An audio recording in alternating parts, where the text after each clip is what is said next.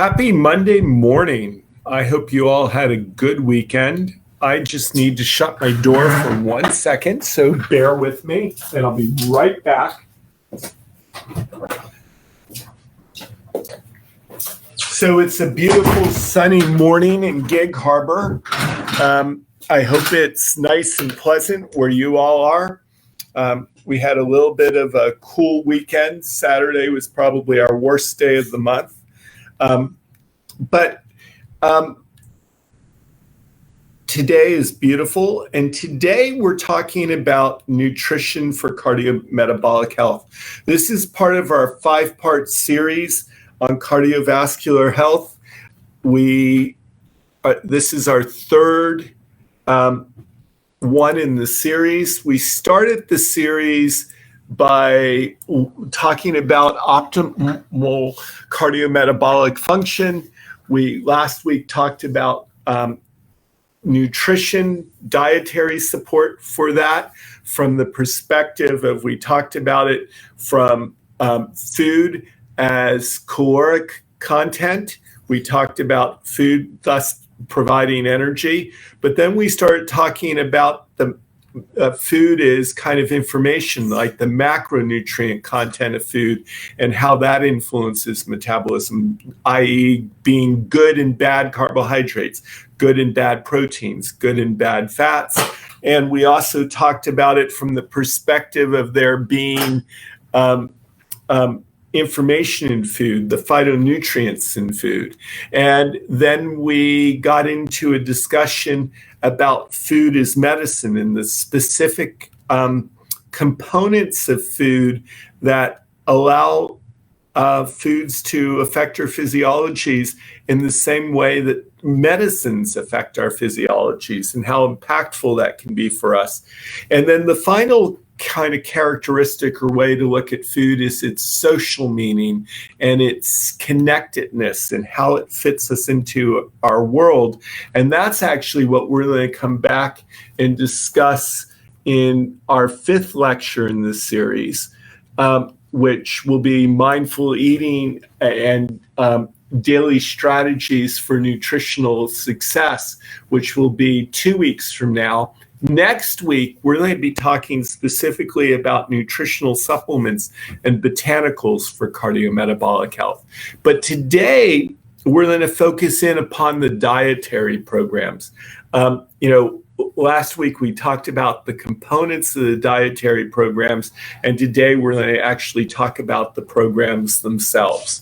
So, one of the most studied of food plans is a Mediterranean-style food plan.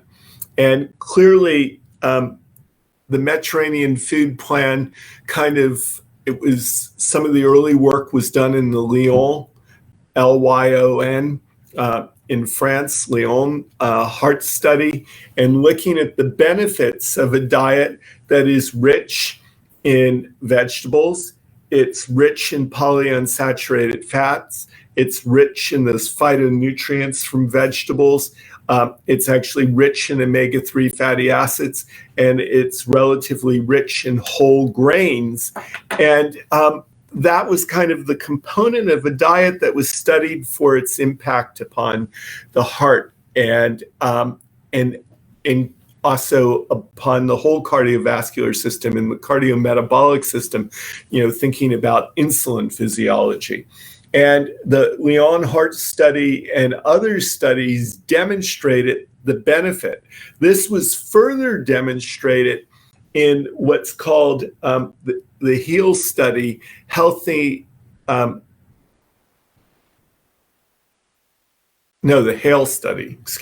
HALE study, Healthy Aging and Living in Europeans.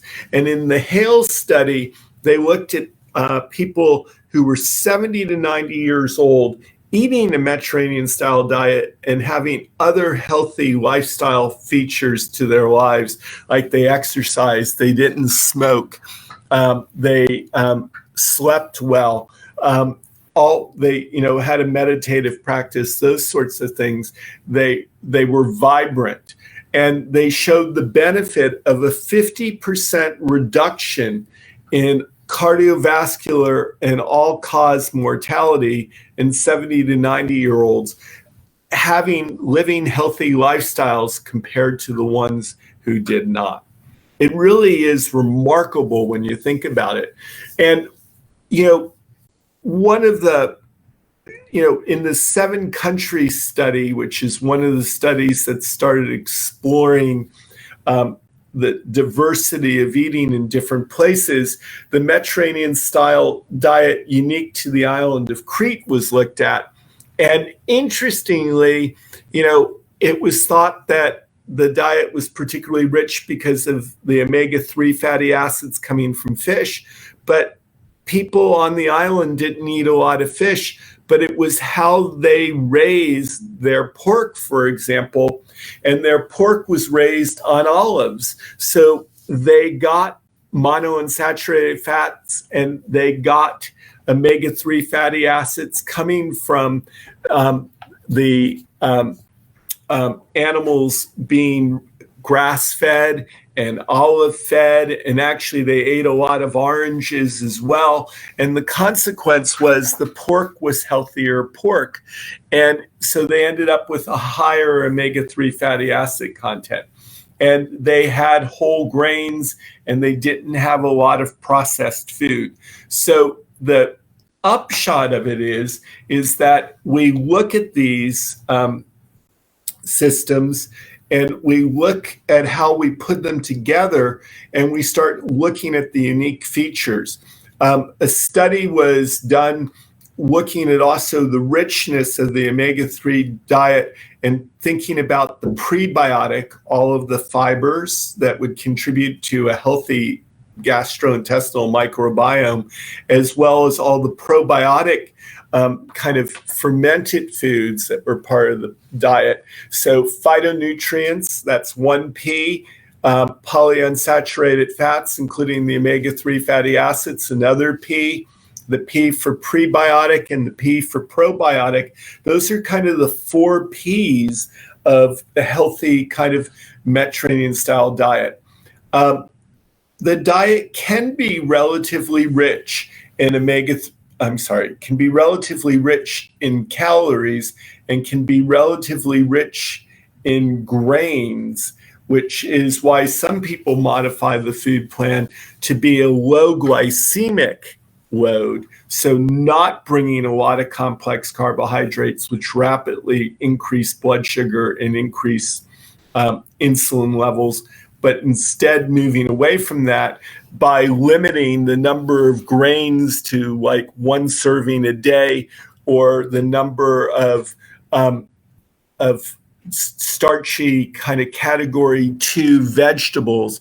So white potatoes, corn, beets, sweet potatoes to an excess, those sorts of vegetables to 1 serving a day as well. And hence, it puts the emphasis on eating quality fats, quality proteins, and lots and lots of vegetables. So making the carbohydrates come from plant-based sources in a lot of ways, rich in fiber, support for that prebiotic component. And kind of the healthy food plan in this regard is, having a carbohydrate content that's probably somewhere around 35%, having a protein content that's 30 to 35%, and then having a fat content which is approximately 20 to 25% for the kind of total amount of fat in the food plan. And we studied that here back in the day at the Functional Medicine Research Center in several trials, one done on site called HMS3, and the other one was done off-site. It was HMS4, and the HMS4 was done at the University of South Florida. It was done at University of Connecticut, and it was done at UC Irvine. And it demonstrated and confirmed what we showed here, was that people taking a medical food with a hops compound added to it and some what's currently an incinase added to a medical food made a difference in terms of not just the it didn't make a lot of difference in the weight loss. The weight loss was similar between the two groups, the group that wasn't getting the medical food and wasn't getting hence the additional supplements, but was having a similar weight loss from eating the good, healthy diet. There weren't a lot of weight loss changes or anthropometric changes, but what was really unique was adding in the medical food led to further changes in terms of improved insulin sensitivity, reduced triglycerides significantly, so improved lipids, reduced markers of inflammation. It was a nice pattern overall in showing the benefit of that. And indeed, that was carried forward in work that we did, that I led at Nature Sunshine, showing that you can eat a healthy diet, you can have a significant weight loss, and when you add nutritional supplements to it, you increase the power of what you do. We did a study at the study that we did at Nature Sunshine using a very potent dietary program, their Inform program, also called Healthy Transformation by Metagenics, a high protein, high phytonutrient food plan, basically about 40% protein, about 35 to 40% fat, and about 20% or so carbohydrate. That sort of food plan led to, with a medical food, with omega-3 fatty acid supplementation, with probiotic supplementation, with omega-3 fatty acid supplementation, led, and a functional food or a medical food aimed at increasing protein content, and sometimes also including hops compounds in the Metagenic study, led to about 11 to 12% total body weight loss over 12 weeks with the dietary program.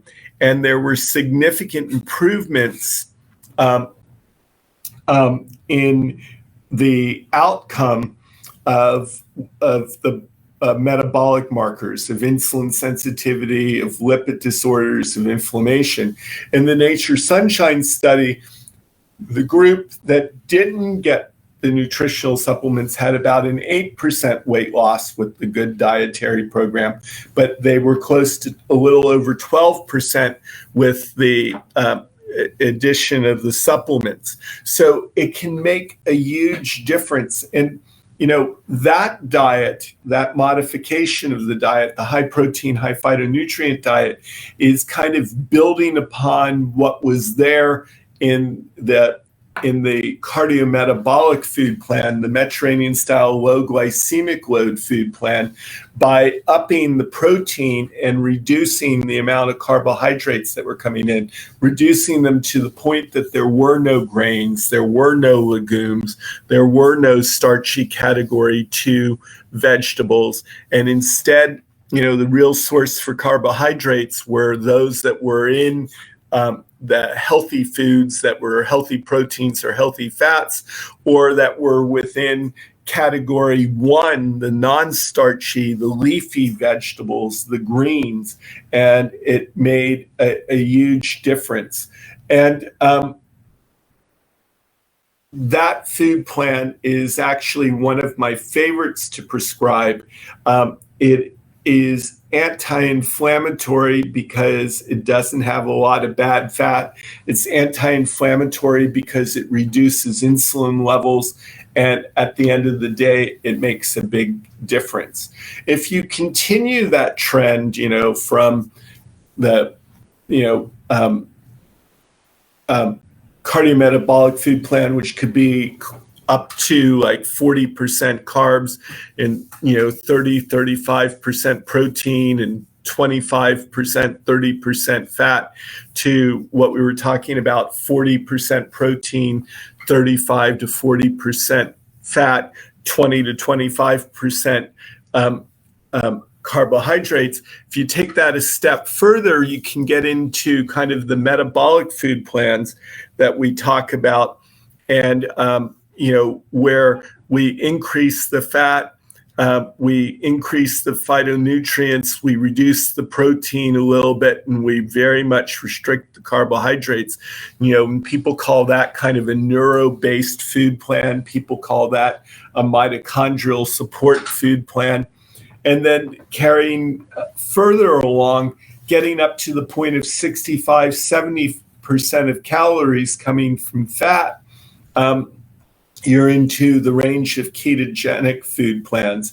Now, one of the things that's really important is that a lot of what we know about ketogenesis is based upon animal studies. And there's an important distinction between a mouse and a rat and a human being.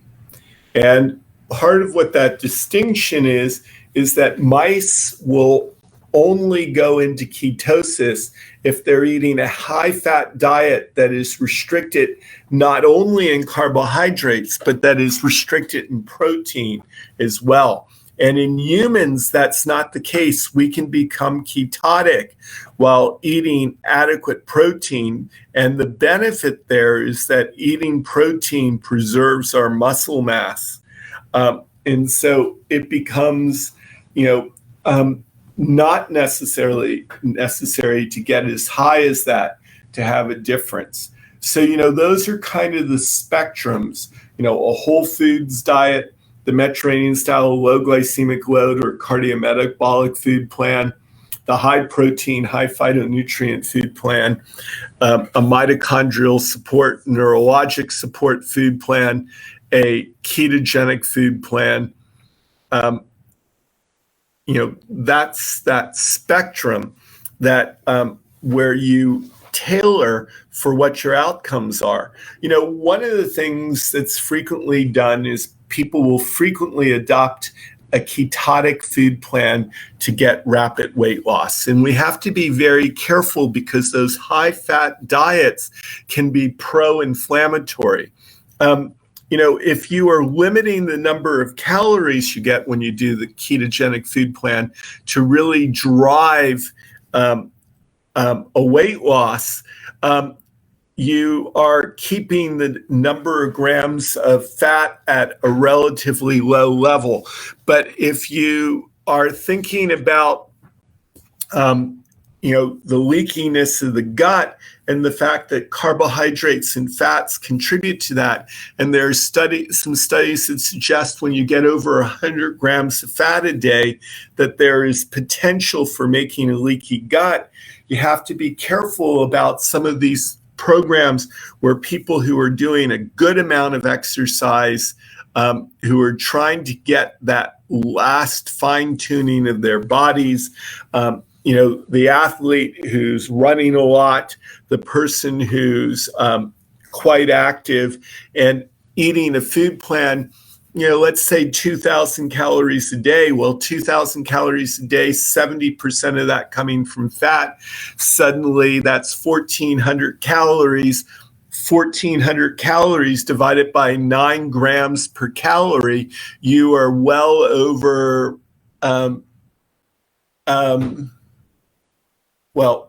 it's going to be 9's going to go into 1,400, and you've got 500 calories left, and 9 goes into 500 5 times easily, so that you get 450, and then again, so you get like 15.5, almost 16 160 basically grams of fat a day, and you get 160 grams of fat a day, and you are well above that limit of 100 grams of fat a day for a leaky gut. So you're trying to eat healthier, but indeed you're making your gut leakier and increasing your risk for inflammation. It may not serve you well in the long run. I had a patient when I was in Nashville at the Hypertension Institute, and we were working together and working to correct his fairly significant abnormalities on his lipid panel, the advanced cardiovascular lipid panel, where we look at particle size and particle number and the inflammatory markers that we get from the Cleveland Heart Lab. And we demonstrated, for example, that he was losing weight about 1 to 2 pounds a week with the Cardiometabolic food plan, and we were getting improvements in his LDL, particle number, particle size. HDL was going up, and inflammatory markers had improved. And he went off to Florida, saw a physician who said, "Oh, you can do your weight loss faster. Let's try the ketogenic food plan." They did. And for him, it wasn't a good match. And yes, he lost weight faster, but when he came back, his lipids and his markers of inflammation were dramatically worsened from even baseline, for example. So something important to consider: what is the impact? How long are we going to do a food plan? Is this a short-term jump start? Is it having something that you enjoy to eat at, when you go out or at home, and, trying to pick a program that works for you? Similarly, and I think that that's really an important piece. Like, ketosis is a defense by our bodies against time of not having enough calories. But, ketosis wasn't the preferred way that our body's physiologies worked in the long run. Just like fasting and switching to ketosis has its benefits, it wasn't meant to be, we weren't created with these biohacks to get outcomes that we want that excuse not having good behaviors the rest of the time. So, intermittent fasting, there's probably a lot of benefit to this, certainly in terms of having a nice long recovery period over time for metabolic work to take place. But is intermittent fasting something to do strictly multiple days a week in order to be able to be bad on the other days of the week? Probably not. Does it help improve insulin sensitivity? Yes. So, as we look at our food plans, we look at the macronutrient content, we look at the total energy provided, we look at the impact that the foods really have on inflammation and insulin signaling, and we try to pick the best program possible for people. So hopefully that gives you some of the ideas of what can and can't be done. I appreciate everybody who's been listening today, and we will be back next week with nutritionals and botanical supplements for cardiovascular health. Thanks a lot. Bye-bye.